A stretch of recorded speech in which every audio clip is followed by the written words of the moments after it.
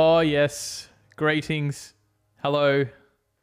My name is Ben Mikowski, and welcome to episode 4 of the Universal Language Music Podcast. Hope you're doing well. We've just been tuning in and jamming out to some epic audiobook. They're getting longer and longer. I don't know where to stop. There's so much information to cover in this topic. I have got a plan to cover it all, but goodness me, we are talking hundreds of thousands of words of analyses and research. And my voice is just going to bloody ramble on and on and on endlessly through podcast format. So if you're in this deep and you're sticking with me, then you're going to be sticking with me for a long time. Someone the other day said, "Oh yeah, like your podcast." I'm like, "Oh, thanks." Oh yeah, me. I put it on for my kid at night so he can fall asleep. Great. That's all I wanted. That's really all I'm here to do is put you to sleep. You know, if you're driving, a lot of people listen to podcasts when they're driving. I hope this podcast doesn't put you to sleep too much when you're driving. Hopefully it makes you inspired about music and about learning and about life. Because we can never stop learning and we can never stop loving music. You just cannot. I cannot cover everything in this podcast series. This is going to be absolutely epic.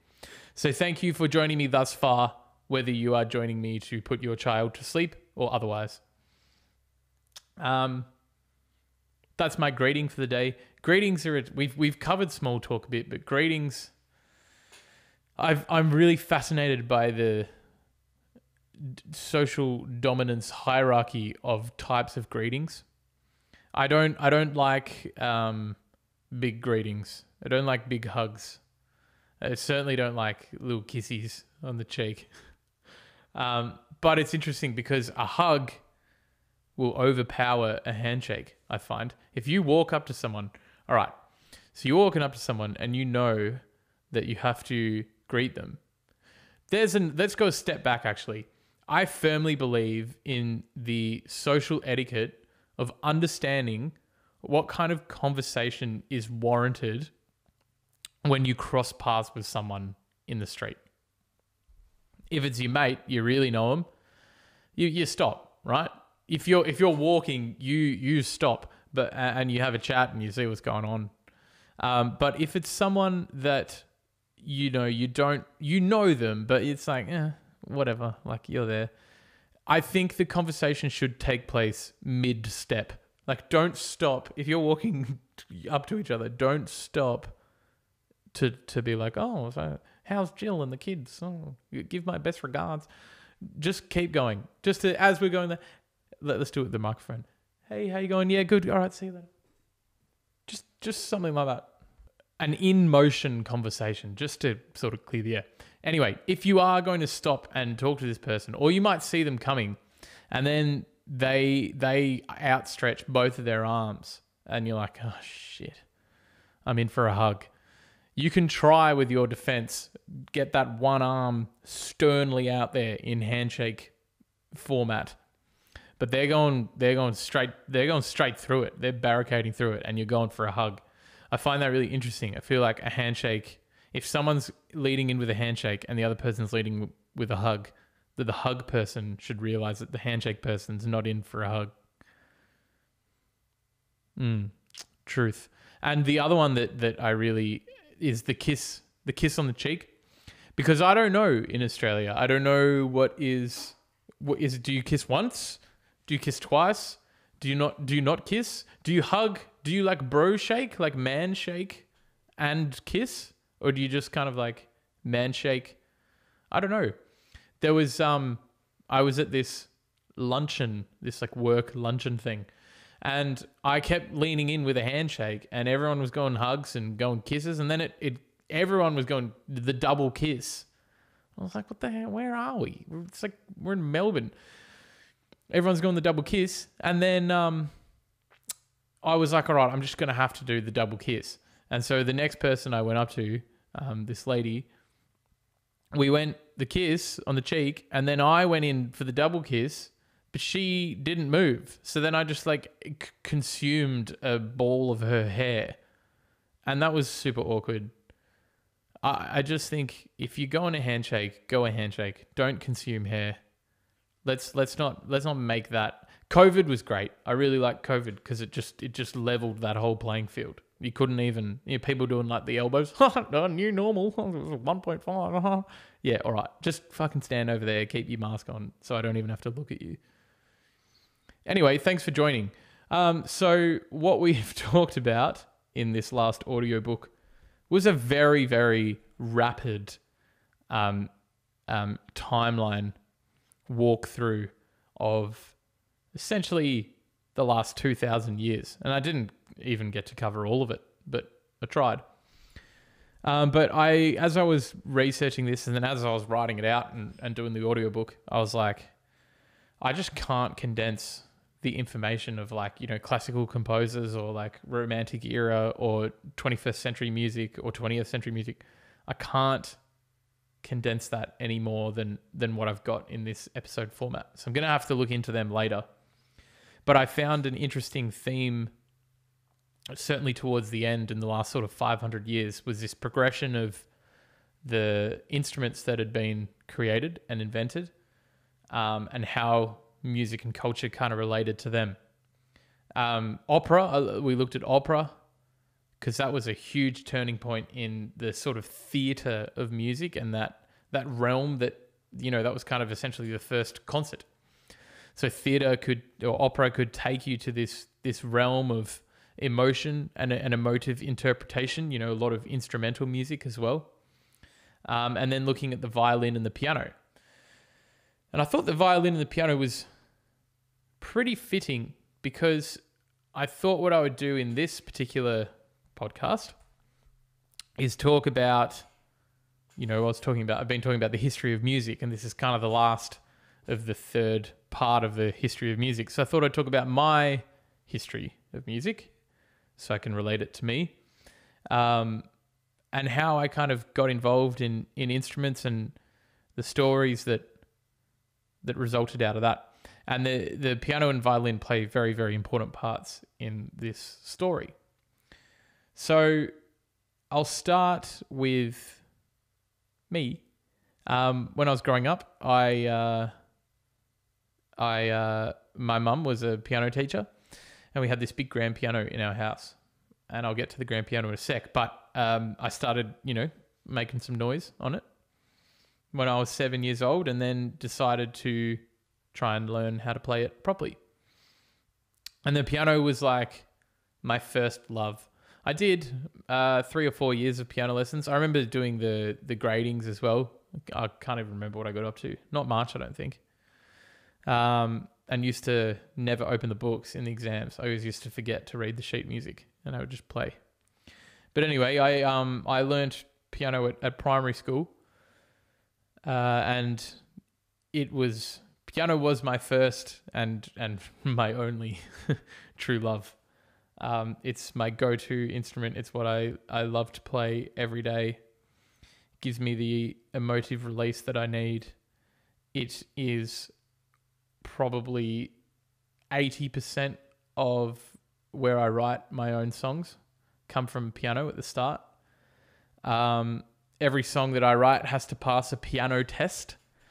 So no matter how many instruments or whatever I do to a song, I have to be able to play it on the piano in an acoustic way with just me and my voice and the piano. And it has to work. Otherwise, I don't allow it to become a song. And more recently, I've started doing some scores for film, for some movies, for TV shows, even some games, some video production stuff. And piano is the basis of everything there. It's the leading instrument in my life, really. So yeah, I started playing when I was 7, but the reason we had this big grand piano in my house actually comes from a pretty epic story. So my great grandmother, whose name was Jimmy, was an exceptional classical pianist. And I'm just going to read a little bit of her eulogy because it's a fascinating tale. So she was at a very early age. She showed an astounding musical talent, which was fostered by her parents. When still very young, she played the organ at the Presbyterian Church, and at the age of 12, she played the first movement of the Brahms B-flat concerto with full orchestra at the Melbourne Town Hall. Okay, so when she was 12, she was playing concertos and orchestras. Yeah, well, I mean, I was almost as good. I had written my first song when I was 12, and it was about graduating primary school. I wonder if is this going to work. Yes, okay. So she was playing concertos, Mozart. I was playing the most basic 4 chords in musical theory. Any musical snob would be crying right now. But this is my graduation song.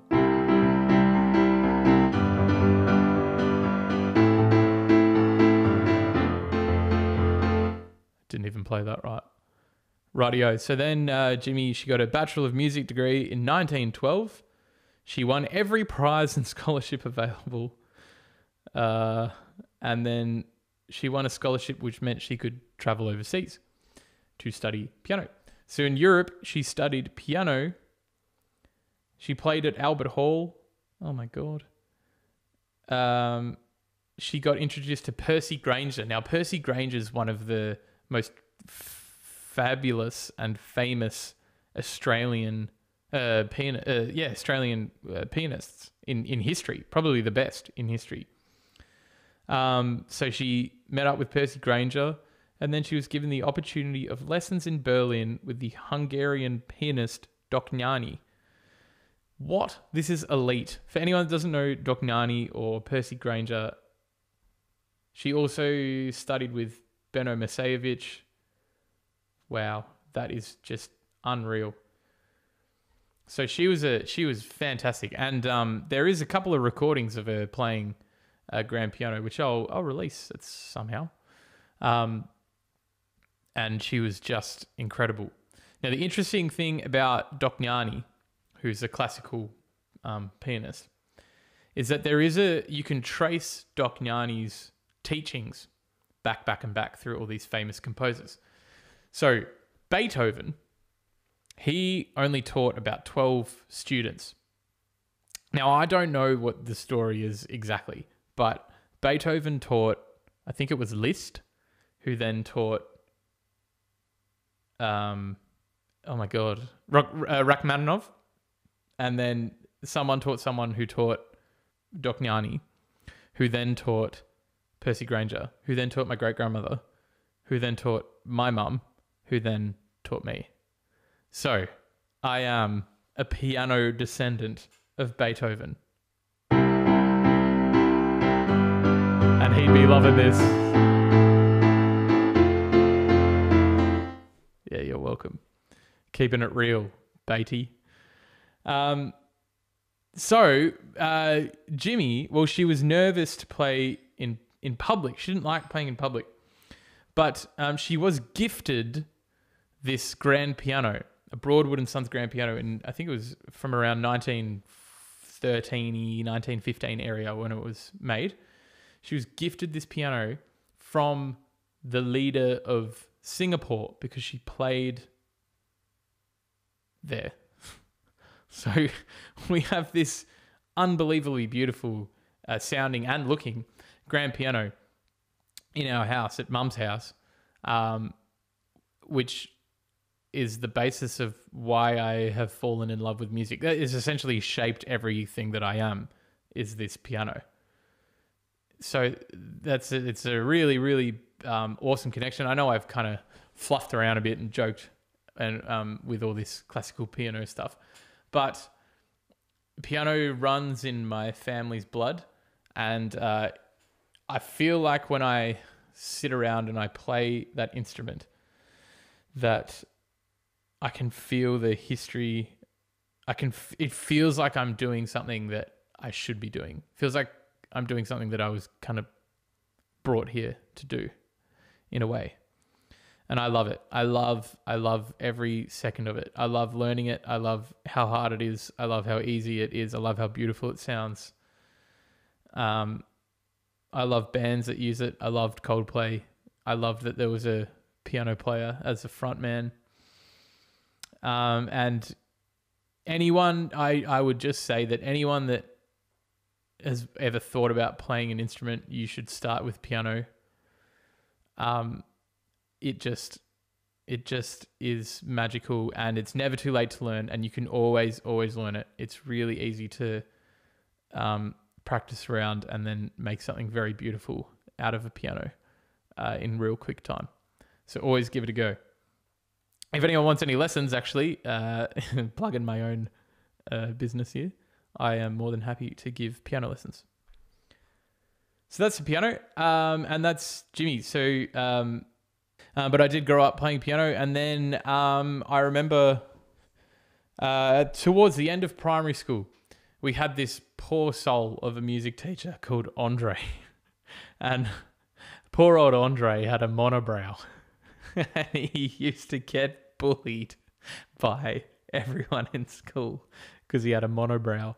So much so to the point that he used to say, if anyone says the word monobrow, because he'd be teaching, right? He'd just be like talking about how you play a guitar or something, and then just from the corner of the room, you just hear this monobrow, and he'd be like, right, stop calling me monobrow. I don't know why he didn't shave it. He let it kept going, and everyone kept calling him monobrow. But anyway, then he said, anyone that calls me monobrow is going to get expelled. And so we would say, monorail, the peak of 12-year-old comedy, you know? We'd call him monorail, monolith. Anyway, he just couldn't handle the music class, which was pretty disappointing for me. But everyone used to run amok. And I remember one, it was towards the very, very end of primary school. And the class was just bunter, going absolutely crazy, throwing marimbas through the glass, you know, flipping off, pissing into recorders. I don't know. And I picked up a guitar. And I remember fingerpicking this guitar. And I was like, geez, this sounds really nice. But it didn't actually sound very nice because I couldn't actually hear anything because there was so much chaos going around the room. But I thought it sounded nice. Anyway, big monobrow came up to me and he said, Ben, what are you doing? I said, I just would like to learn guitar. And then he showed me what the strings were. And then there I was. And I had a guitar, and then I bought one. I learned how to play Wake Me Up When September Ends by Green Day. That was the first song I learned on guitar. And then did about a year, I think, of lessons when I went into high school. And then there we go. Then guitar became a very, very big love of mine. And it just kind of kept going. I started playing drums in high school as well. I played drums for this like funk punk fusion jazz band. We were called Burning Sensation During Urination. We didn't have a singer, but we had a guitarist, a saxophonist / bassist, and then me on drums. That was a wild time. Burning Sensation During Urination. We knew what was up. We absolutely rocked it hardcore in the school assemblies. And then I started trying to sing. I pathetically started trying to sing. I couldn't sing, but I did sing a lot. I started playing bass and a bit of banjo, harmonica, organ. And then I was all of a sudden immersed in just this love of learning, love of trying to play instruments, and love of writing music. I used to write a lot of music in my teenage years. And that's it all started from that amazing piano story. But it wasn't until later on in life where this second story came into my life, which is the most incredible thing I could possibly ever share with people. And it's the story of my grandparents on my father's side. So my grandparents were called Stan and Cecilia, and they were from Poland. And they grew up in Poland They were born in around 1920, and they grew up in Poland. Anyway, Stan, he played violin and accordion, and his dad or his stepdad was a violin maker. And so he played violin, and he played in this like wedding band. And they went to they got commissioned to play at someone's wedding in Łódź in Poland. And they went there. I think it was a birthday party actually, and the person whose birthday it was wasn't at home. So then they were just there. This I think it was a string quartet or a little band or something, and they just decided to play around on the street. And Cecilia, my grandma, that's where they first met. And Stan was taken aback by Cecilia and her humble beauty, and put his violin down and said, "I must have this dance with you." And they danced in the street, and then fell in love and lived a really, really happy life for about 20 months before a little thing called World War II got in the way. I don't even know where you start to talk about how difficult World War II was, or how hard, incredibly amazing in its brutality it was. My grandfather and grandmother's story is not a story of fighting, of killing, of anything, overly macho-ly heroic. Their story is an epic story of survival through their undenying love for each other. So they got separated at the start of the war. My grandfather, he could speak a bit of German, so he worked at like a post office, or he processed all the mail coming in from Germany to the German soldiers in Poland. Because he could speak Polish, because he could speak German, he was given that task.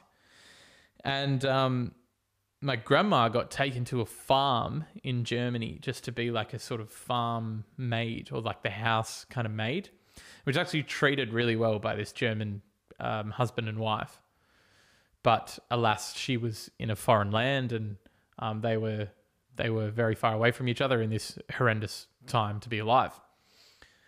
So my grandfather was a plucky survivalist man, and he he escaped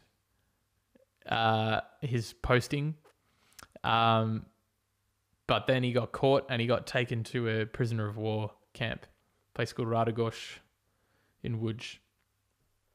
And he recounted some stories about his time there, and it is, you cannot even fathom the words that the things that happened there. You just can't. It's not even worth. You can't cry. You can't be angry. You can't, be amazed by the survival. You just can't process it. It just doesn't sound like something right. They used to line up the prisoners at the start of every day, and you'd either get whipped or you get shot. They got almost no food. He got beaten so badly that he forgot his own name. So this person got taken in as another prisoner, a Jewish person who was a illustrator, like a painter. And Grandpa had this photo of Grandma, and the photo was like wearing out because they were living in awful conditions, so it was starting to fade. And it was the only thing that was keeping him alive, this photo of her and this hope that he would get to her one day. And so he traded, I think, a couple of days of his food rations, his food was like a morsel of rotten bread. He traded that for the artist to draw this picture of Grandma.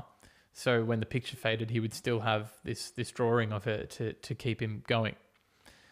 And so he did, and then, he'd been beaten so bad at this point that he didn't know his own name.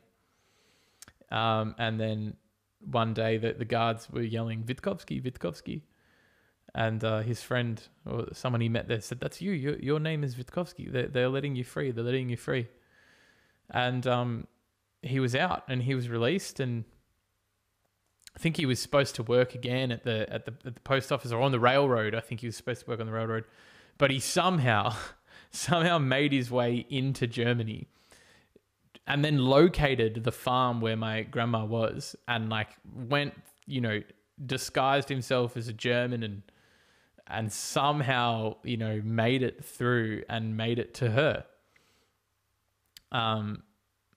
And there they were. They were there in the middle of the war. They were there together. He lived under a pile of hay for like 2 years or something, whilst the family knew that on the farm in Germany, but they they kept him safe. They kept him quiet, and he would hide, and he would live, and he would be with grandma.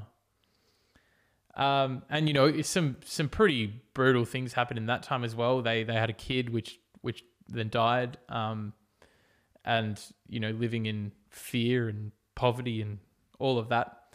But their love helped come through, and it made them continue. It made them believe. It made them exist.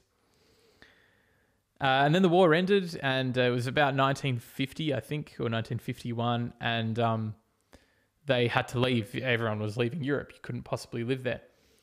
And so they moved, they got on a boat, and they came over to Australia with almost nothing. A couple of kids by this point, an old bag, but barely anything. But the one thing that they did bring over was Grandpa's violin. The violin that he put down, that was there at that party where he and my grandma met back in 1937. So that violin was there, and it was decrepit, it didn't work, whatever, but he brought it over, and that was one of the few possessions he had. I remember Dad telling me one of his biggest memories as a child was the day that Grandpa came home with a floor. So they lived in like this kind of hut thing in the Adelaide Hills, and Grandpa was working on the railroad here in Australia, and he got soot or like firm clay or something from the railroad, and he made a floor, and then they had a floor for their house, and that was one of the like biggest moments of their lives, was getting a floor. But they didn't really talk about what happened to them all that much. Not until we decided towards the end of their life that my uncle was the main one, but we decided that we wanted for this to be documented. We wanted this story to live on. We wanted this legacy to live on. This incredible, incredible story of survival and love.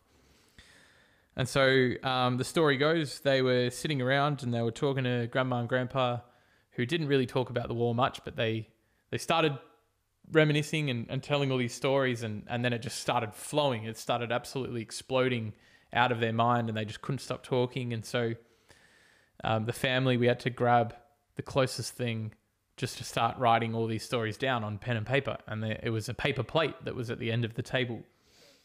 So we wrote, all these memories were written down on this paper plate. An author came in and interviewed them and then wrote a book. And the book is essentially like a interview, really. A bit of a biography and a bit of a story and a bit of an interview on their lives. And the book is called A Plate Full of Memories. And it's the most important thing that I have in my life is this book, because it just gives me the strength to push through anything and realize that sometimes it's the simple concepts of life, like survival or love, that can mean you can push through anything. So we have this book, A Plate Full of Memories. Now I'm currently writing an album, and in my opinion, the best song I've ever written is the song that's coming out in this album, and it is a song about them. It's about their story. It's from my grandpa's point of view, telling the story of through the war, and it's called A Plate Full of Memories. So this is my kind of little tapping on to their incredible life, is to keep that legacy going and keep that history going and keep that incredible story going by playing and writing and recording and releasing this song called A Plate Full of Memories. So I'm currently in the stage of recording that, but really the thing that ties it all together just amazingly, when my grandparents passed away, we used some money from selling their house to restore this violin. And I think it cost a fair few $1,000s to restore because it was in a pretty bad state. But anyway, the person that restored the violin looked into it, and this violin was made in the year 1719.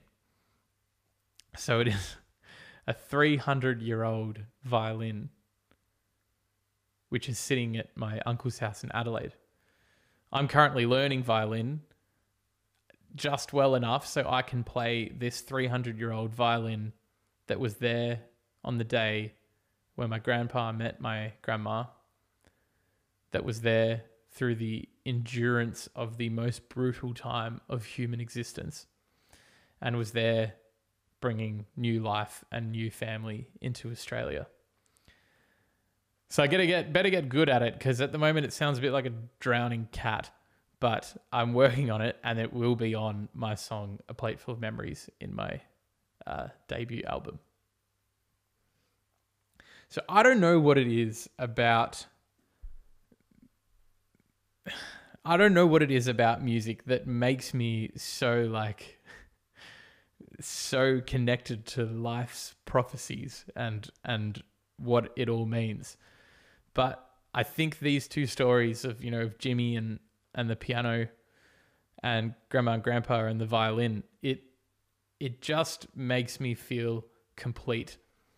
And it really, personifies or typifies the feeling I have of getting meaning and purpose derived out of writing songs and of playing music and just literally sitting down at a piano and wigging out for 10 minutes or so.